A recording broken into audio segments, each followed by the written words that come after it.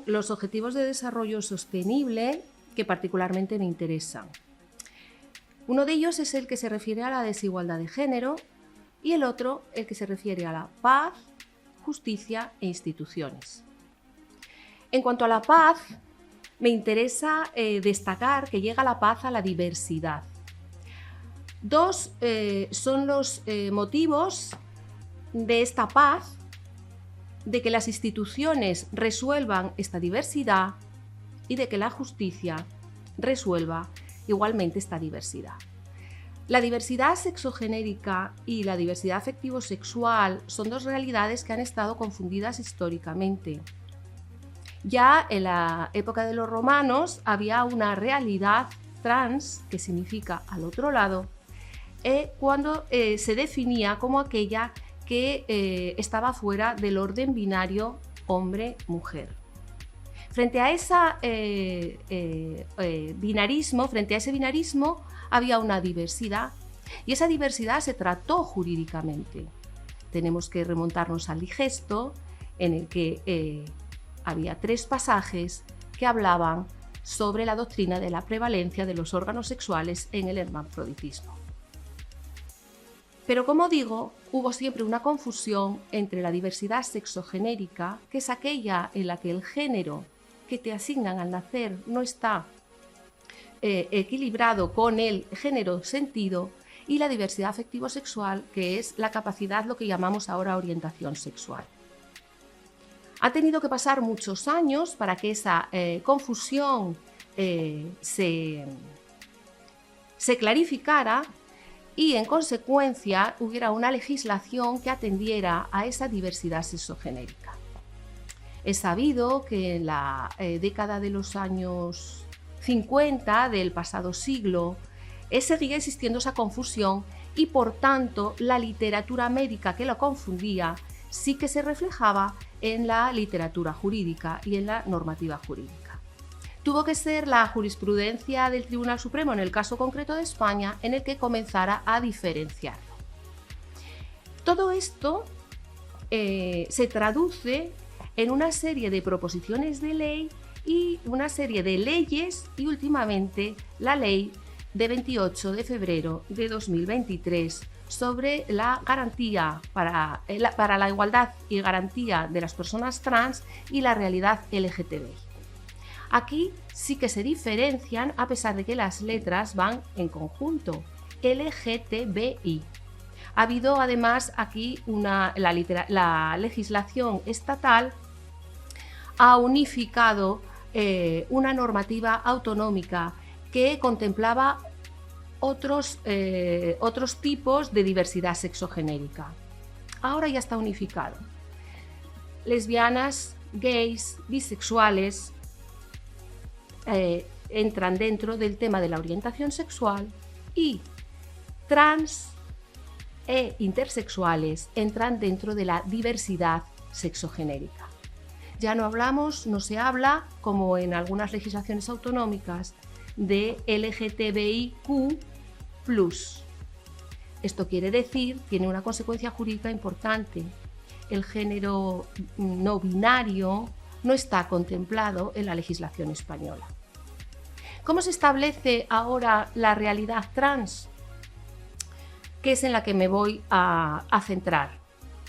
Antes de esta ley, había otra ley, la ley de 2007, que era claramente patológica. Y me explico que era patológica porque traía causa de la literatura médica, donde la Clasificación Internacional de Enfermedades, la Organización Mundial de la Salud, establecía que ser una persona transexual era un problema, una enfermedad. Desde 2018 se ha despatologizado, con lo cual nuestra legislación, que ahora está siendo tan criticada, lo que hace es unificar ese criterio despatológico. Bien, antes la legislación de 2007 establecía que para que pudiera una persona trans rectificar la mención del sexo en su documento nacional de identidad en el registro civil, debía acreditar ser español, ser mayor de edad, tener un diagnóstico de disforia de género insisto, un término que viene de la literatura médica, y haber estado 2 años hormonado. Que esta ley estuvo bien en el año 2007, bueno, pues parece que eso sí que es un criterio unánime. Sí que es verdad que los mayores de edad, el criterio de la mayoría de edad fue declarado inconstitucional por una sentencia de 2019, en virtud del cual se determinaba esta resolución que cuando el menor de edad tuviera suficiente madurez y una situación estable de transexualidad, sí podía rectificar la mención registral del sexo. ¿Qué sucede con la ley actual?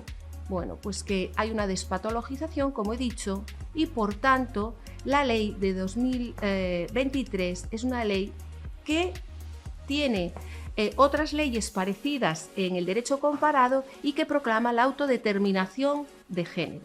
¿Qué significa esto? Que la mera declaración de voluntad ante el registro provoca o implica la rectificación registral de la mención del sexo. No es un procedimiento, y en eso sí que debo de recalcar, no es un procedimiento en el que uno vaya a hacer una declaración de voluntad y ya transite inmediatamente, salga del registro civil con el cambio de sexo. No es así. Hay un procedimiento con un plazo de 4 meses, un periodo en cierto modo de reflexión, y aunque hay una reversibilidad, si luego quieres volver otra vez a rectificar, eso ya implicaría un procedimiento de jurisdicción voluntaria.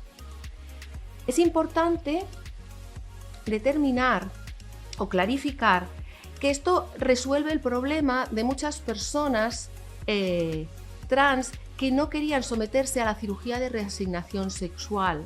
No, los seres humanos no están todos categorizados, con lo cual hay personas trans que sí que quieren una cirugía de reasignación o determinados aspectos morfológicos cambiarlos y hormonarse, y otras personas trans que no quieren, y esa tiene que ser su voluntad. Es cierto que puede haber situaciones de fraude, pero el fraude a las leyes ya estaba contemplado en el Código Civil del siglo XIX, en sus artículos 6 por el fraude de ley o el abuso del derecho, el artículo 7 del Código Civil. ¿Que en todas las legislaciones hay fraudes? Todas las leyes exactamente sí las hay. Pero para eso están, y vuelvo al ODS, las instituciones. Porque las instituciones están al servicio de las personas y no las personas al servicio de las instituciones, pero las instituciones sirven para determinar lo que es fraude y lo que no es fraude, lo que es abuso de derecho y lo que no es abuso de derecho. Entiendo que esta ley está en su andadura, que suscita muchísimas discusiones, que es importante que sobre las leyes que entran en vigor haya debate, haya discrepancias, y luego, sobre todo, que sean los tribunales los que tengan que resolver y que interpretar esas leyes.